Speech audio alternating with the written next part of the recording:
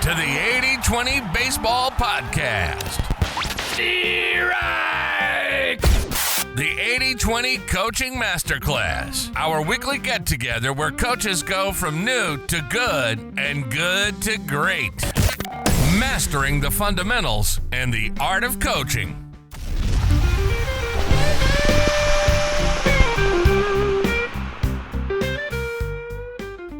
Welcome 80-20 baseball community. Welcome youth coaches. Let's dive into this week's episode and elevate our coaching game. This episode is coming off the heels of a two-part interview with Coach Sarancic. Quick comment about the interview with Coach Sarancic. He shared out a lot of tips. He shared out a lot of information. I thought it was really, really good stuff all around. Here's a tip about all the tips he shared. I recommend picking one or two of the things that he shared and then going and putting those in, looking to use one or two things to start and then go from there. Take one or two of those and go look to use those in your next practice, or more specifically, in between innings at your next game.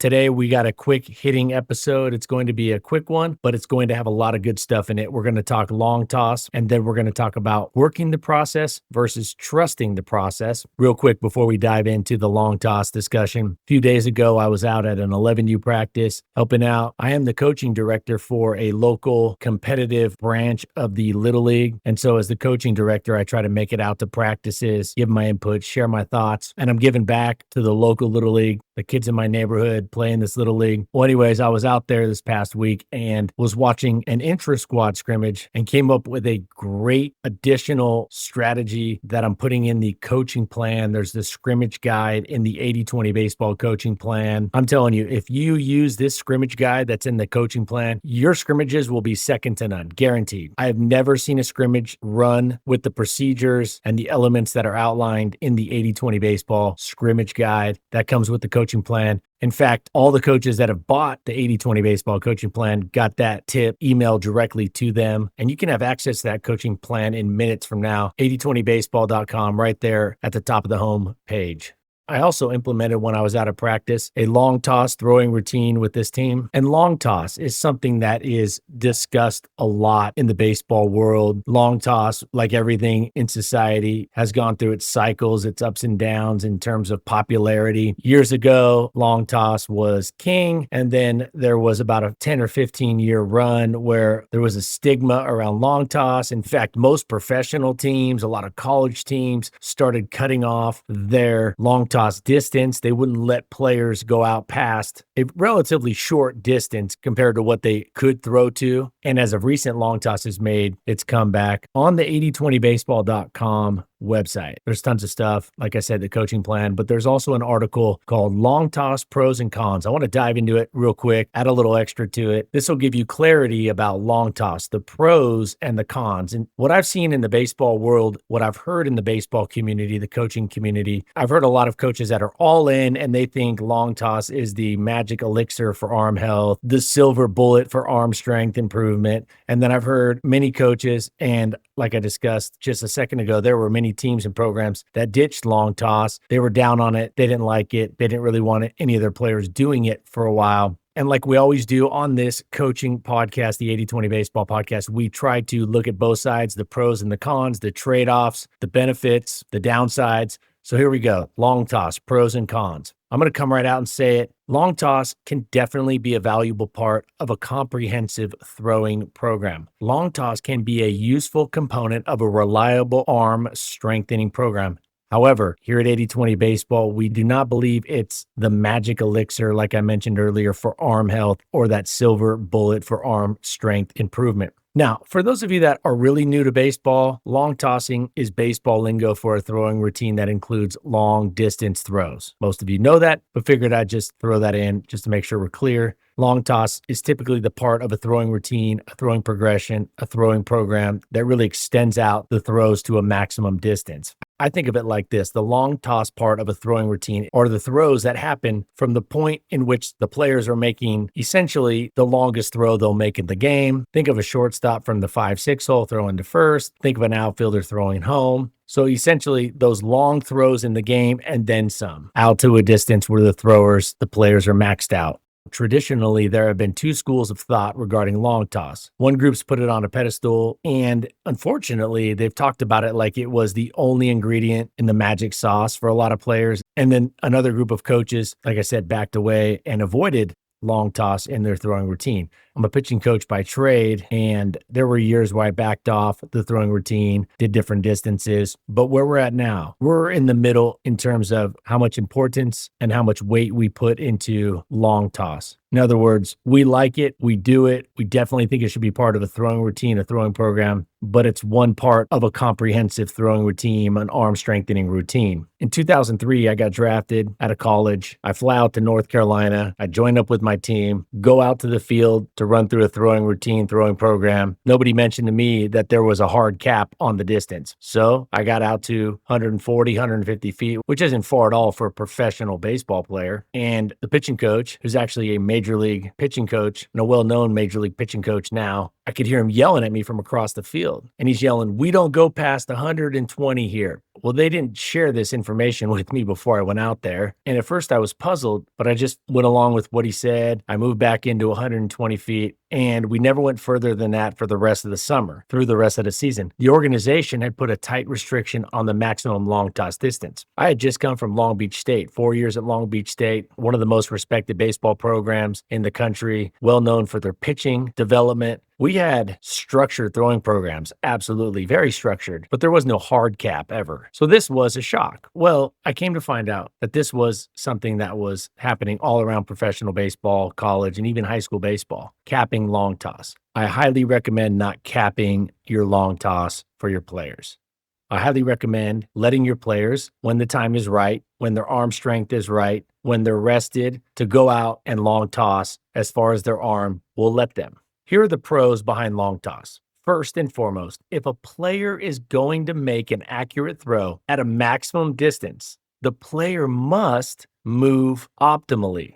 It forces the optimization of the throw, the delivery, the mechanics, the kinetic chain. When a player is throwing a ball to a maximum distance, there's no room for faulty or wasted movements. Successful long toss requires quality movement from start to finish. To throw accurately and powerfully at a long distance, there is no room for error and no room for a lack of intensity, momentum, etc. That's a huge benefit of long toss. It's instant feedback. Was that throwing motion optimized or not?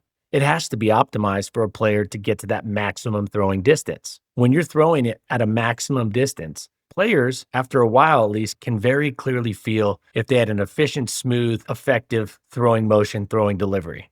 It forces the player to move optimally if they want to get that ball out there consistently. Another benefit of long toss is the obvious feedback it provides the thrower and the coach. The distance magnifies errors.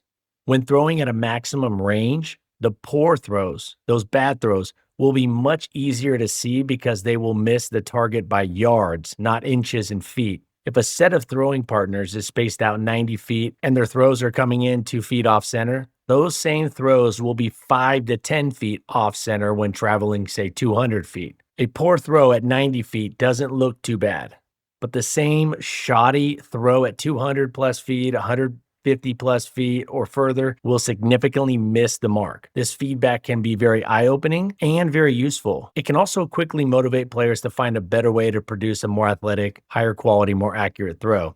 Now, along with optimizing that throwing motion and delivery, it requires players, that is long toss, to optimize momentum, body positioning, the timing of the kinetic chain, the kinematic sequencing. Now, to optimize these links, these movements, in order to generate a powerful, accurate, maximum distance throw, players must be very efficient through all the parts of the throwing motion and the delivery. If any of the parts of the throw are lacking in efficiency, quality, effectiveness, a quality throw cannot be completed. A successful long toss routine requires quality athletic movements.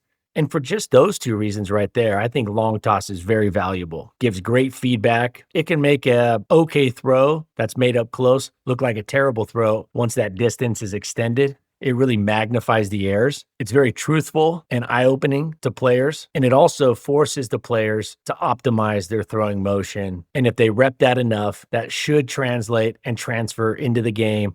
Now, the drawbacks of long toss. Long toss should not be put up on a pedestal. It by itself will not produce incredible arm strength and pitching statistics. First off, long toss does not replicate the throwing angle of throws made during the game. The caveat to that would be every once in a while, an outfielder will throw a ball with a little bit of an arc to it. Although, if they do that, they're not going to hit their cutoff man like they should. So even those throws are questionable. The maximum distance throws require a release angle much higher than that of almost all game throws. A coach and a player must always be cautious about using different training methods that don't carry directly over to the game. Long toss has an upward trajectory as the ball is released. That is an upward angle. It has to get to that maximum distance. Now, if they're trying to throw it at max velocity, that doesn't need to be thrown at an upward angle, but we're talking about long toss here. In a game, very few, almost no throws are made with an upward trajectory throwing angle. That is unless you want your infielders to sail the ball into the stands or your outfielders to routinely miss the cutoff man.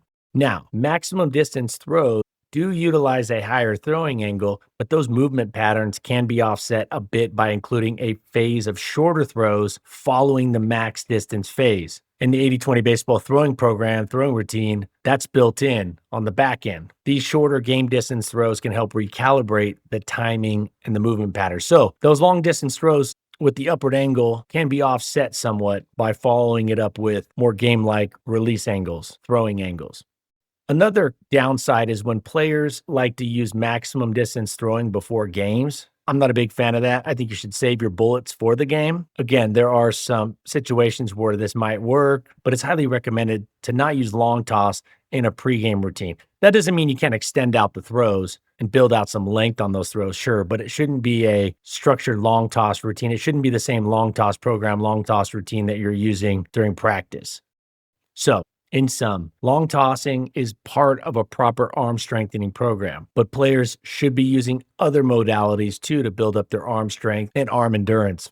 For pitchers, the first thing to go almost always on the pitching mound when it comes to muscle fatigue, it's not the shoulder, it's not the biceps, the triceps, the forearms, it's not the latissimus dorsi, the lats, it's the legs. The legs almost always go first on a pitcher, and if the legs go, we got no foundation, and that's not a good place to be. So you want to have a stronger arm, a healthier arm, get those legs stronger, build up the muscle endurance in those legs, build up the stability, the balance in those legs, the mobility in those legs, flexibility.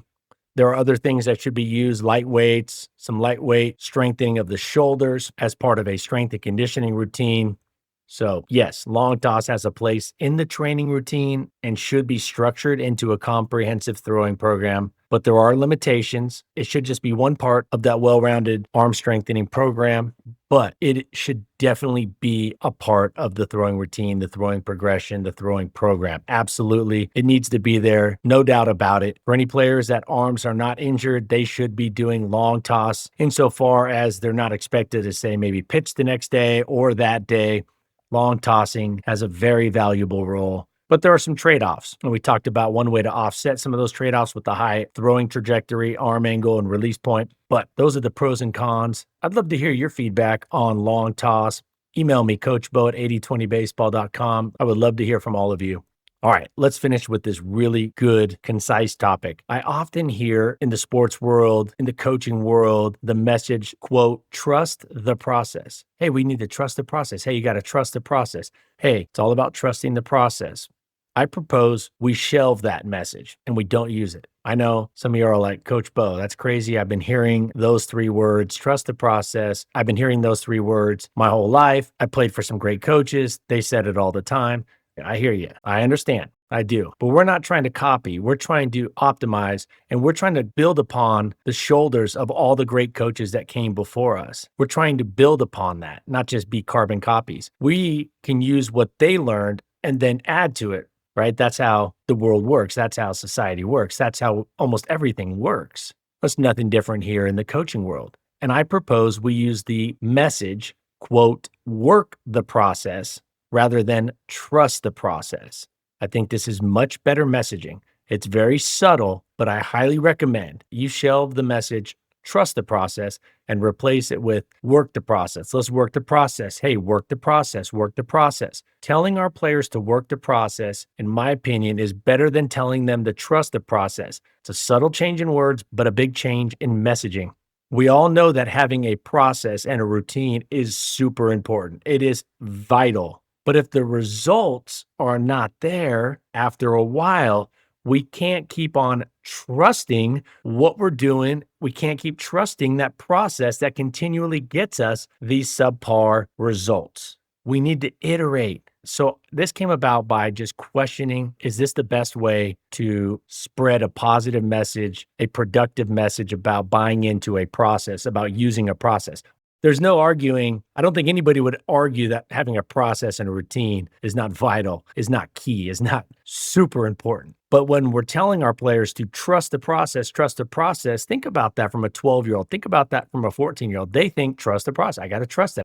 But we never want to trust our process because we're constantly trying to test our process and iterate and improve upon it. If we trusted it, we would never want to change it. We just trust it. And I get where they're coming from. And I think the message, trust the process, is coming from the right place.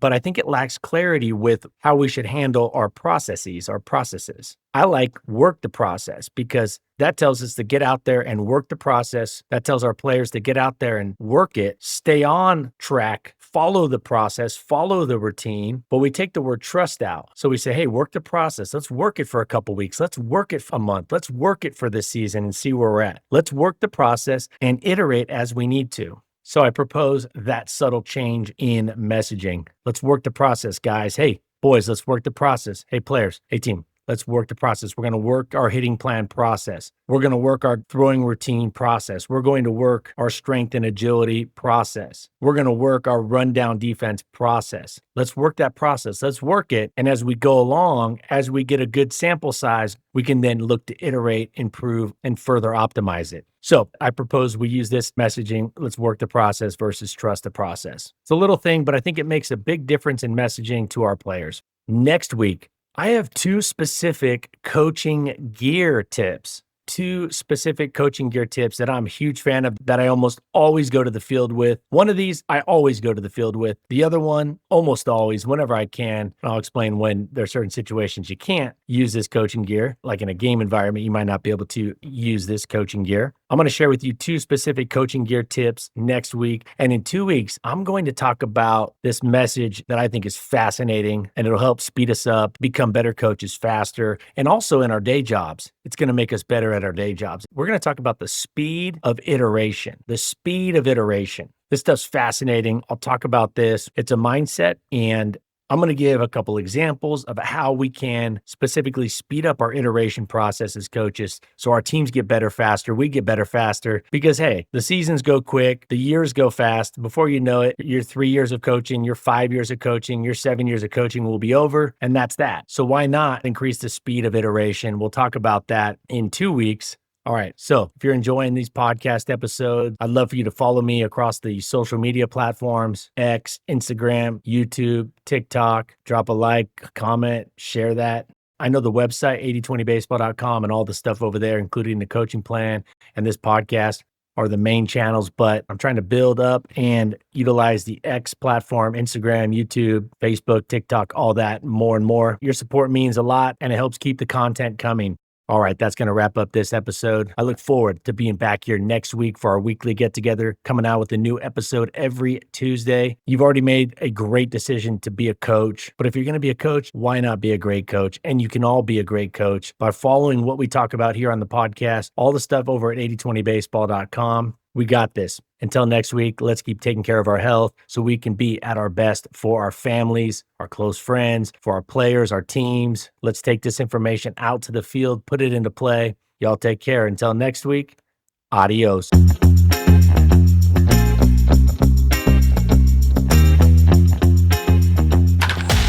This has been the 80-20 Baseball Podcast, the 80-20 Baseball Masterclass.